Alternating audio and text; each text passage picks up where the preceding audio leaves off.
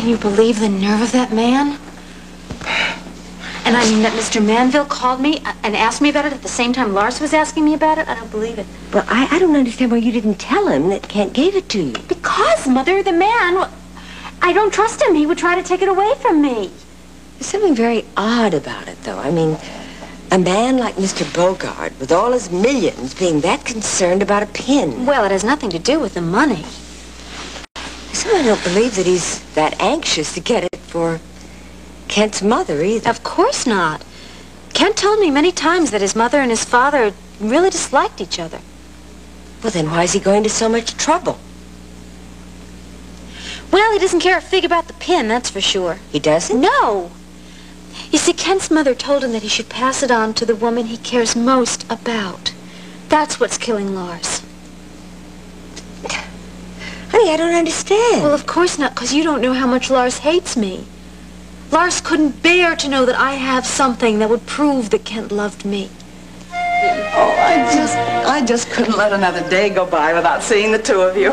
Thank you. We missed you so much, didn't we, darling? Oh, but I can see you're being well taken care of here. Well, I'm not talking about being waited on, Myra. I'm talking about our friendship. Thank you. I can't tell you how I miss the sound of the two of you. It's like a tomb in that house since you left. How's Mr. Sloan? Fine. I don't know that I could stay there if it weren't for Jasper. Oh, no, don't tell me Palmer's still giving you a hard time.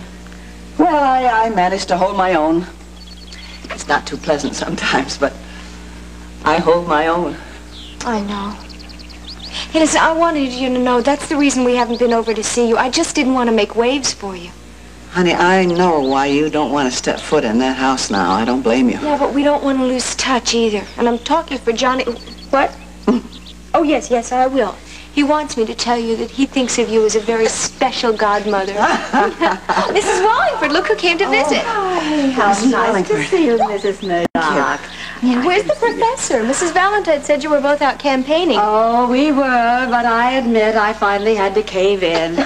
He was going up and down that shopping mall at such a rate that I couldn't keep up with him. Well, I guess he's pretty anxious to win, huh? Oh, yes, he is. You must be so proud. Oh, indeed I am. Oh, that precious thing. He's glad to see you.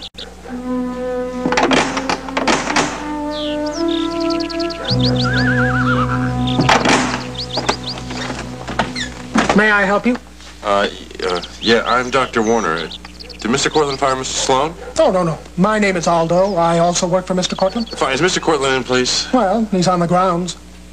Oh, he's out walking the dogs? Oh, no. He's down at the gazebo. I can show you the way if you'd like. I know where the gazebo is.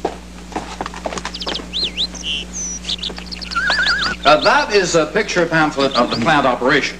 Oh, this is excellent, Palmer. Now, what is that? Oh, well, this is just a phony financial statement. I figured Phoebe wouldn't be content with just pictures. Well, you're right. She has an eye for dollars and cents. She does. Well, it all looks so very, very authentic. Yes, well, it ought to. I had my advertising department work on it. How did you do it without their knowing? Well, I simply told them that I wanted to try out a new management name, you see, but I told them not to put the name of Cortland on any of the copy or, of course, on any of the pictures of the buildings. They certainly did a good job of it.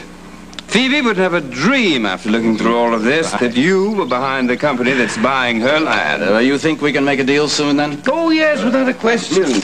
I mean, it's all so impressive. I don't think I'll have any trouble getting Phoebe to sign on the dotted line in no time. I do appreciate your cooperation. Well, it's a pleasure doing business with you. Thank you. Thank you. But I must say I'm curious, Palmer. I mean, why is this property so important to you that you're willing to pay such an enormous amount for it? Well, you see, it's adjacent to Cortland Electronics, where I plan to build a factory. Yes, I know that. Yes, Nina and I are investing a tremendous amount of money in a new project. We're going to manufacture a new line of home computers, and of course it takes, well, very close supervision. Yes, but why the urgency? Oh, well, we have to beat out the foreign competition, so time is of the essence, you know. In other words, Phoebe's land is absolutely crucial to our success, and of course, as we know, if she knew that I wanted that land... She wouldn't sell it to you in a million years.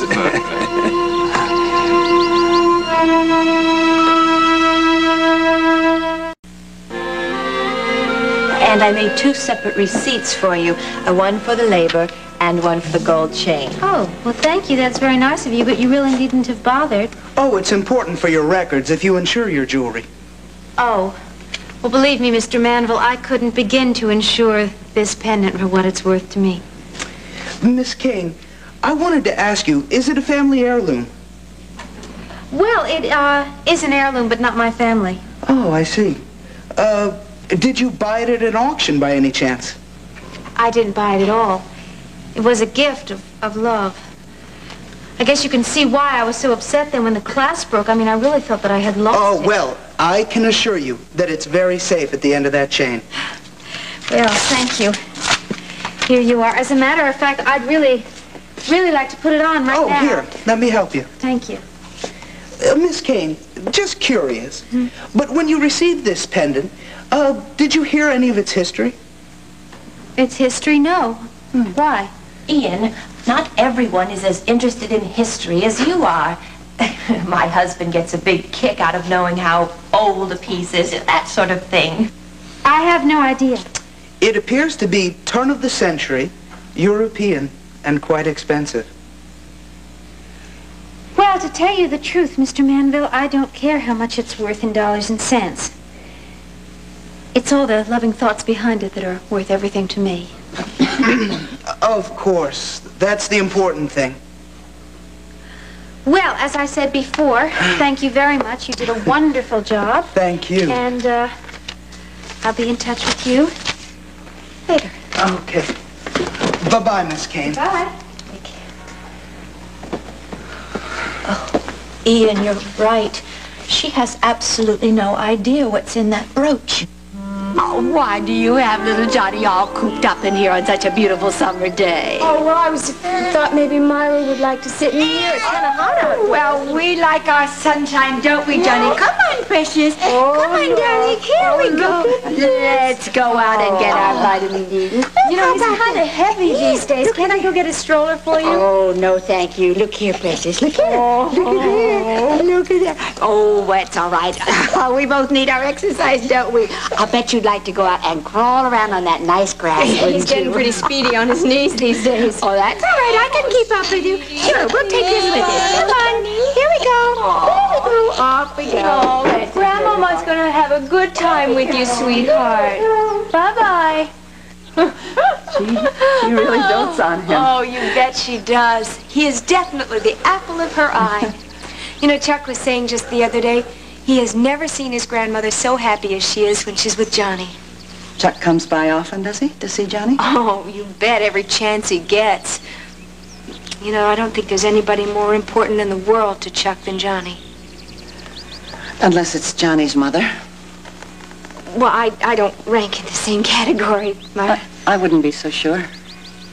No, that's not the way things are with us. Why are you so sure? You have something to share as beautiful as a growing sun. Myra, Chuck and I are good friends now, and that is all. Well, there is no point in dwelling on what's done. All we have to do now is deal with the situation that exists. Now, your father and I... No, Mama, please, I don't want to tell Daddy yet. But you can't avoid it, Angie. Please, for the time being, till I know what I'm doing.